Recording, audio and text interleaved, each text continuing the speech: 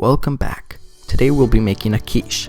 First, you're going to get a medium bowl and combine 4 beaten eggs, a cup and a half of milk, a fourth of a cup of sliced onions, a fourth of a teaspoon of salt, an eighth of a teaspoon of black pepper, and a pinch of nutmeg.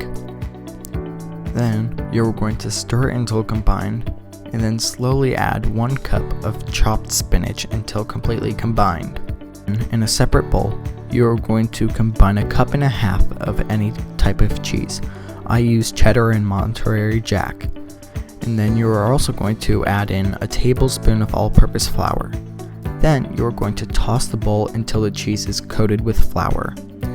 Then you're going to brine over your egg and spinach mix, and you're going to dump the cheese into the mixture. And then you're going to mix it in. From there, you're going to take your mixture and pour it into your pastry. There, you're going to put it in a 325 oven for 40 minutes to an hour. Check your quiche around the 45-minute mark to see if it is completely cooked inside. If it is still runny, then leave it in for the full hour.